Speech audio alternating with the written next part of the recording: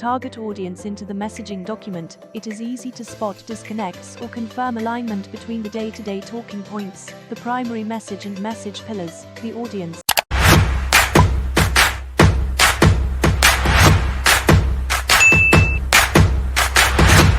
How to develop key messages. Revisit the company goals, objectives, and the marketing strategy to confirm the outcomes that the messaging is designed to help achieve. As you develop messaging, it's also a good idea to review any brand platform content, since that content can help reinforce the organization's identity, voice, and values. Some messaging documents outline different sets of key messages for different target audiences, depending on what points are the most important or convincing for the audience. Identify keywords and ideas you want to associate with your organization, product, service, or offering. These words and phrases may figure prominently in the messaging you develop to help it stand out and differentiate your organization. Also, conduct a competitive messaging analysis to capture what key messages, words, and concepts other organizations are using. With your audience and objectives in mind, begin drafting key message statements. Concise. Key message statements should be clear and concise, ideally just one sentence long but not a long, run-on sentence. Simple. Key messages should use language that is easy for target audiences to understand. Strategic. Key messages should differentiate your organization and what you stand for, while articulating the value proposition or key benefits you offer. Relevant. Key messages should matter to the audience. They should communicate useful, relevant information that the audience finds appealing not only on a logical or rational level, but also on an emotional level. Memorable. Key messages should stick in the mind, so the impression they make is easy to recall. Tailored. Messaging must communicate effectively with intended target audiences. This means the messaging should reflect the target audience's unique needs, priorities, issues, terminology, relationship to the organization, and other distinguishing factors that might help the messaging better communicate with that audience. Organize a messaging framework. Once you have drafted an initial set of key messages, it is helpful to prioritize and organize them into a framework that helps you tell a coherent story.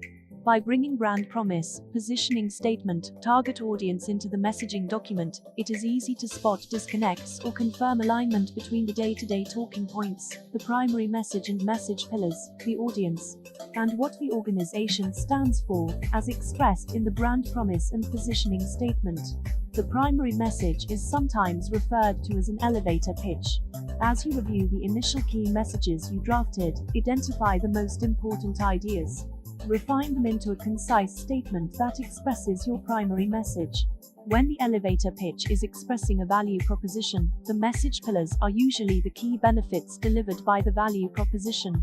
When the elevator pitch is arguing a position, the message pillars are the key reasons the target audience should believe what is being argued. To identify your message pillars, review the initial messages you drafted.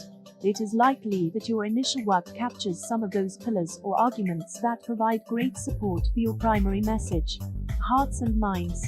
Identify where your messaging is working at a rational level and where it's working at an emotional level. Differentiation. Review your messaging with competitors in mind.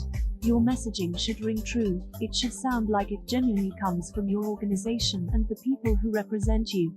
Inspiration. Your messaging should motivate and inspire your target audiences to take action.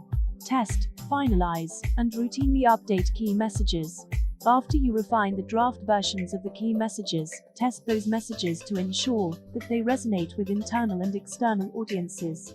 Work with public affairs or communications staff from your organization to conduct this outreach and message testing.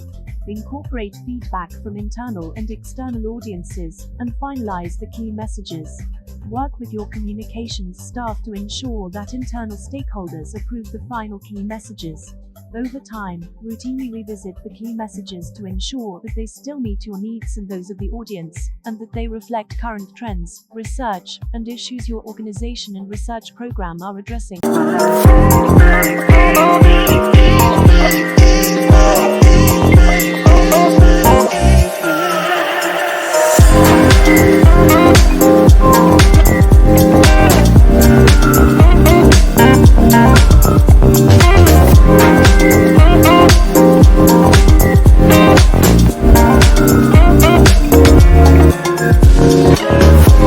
you.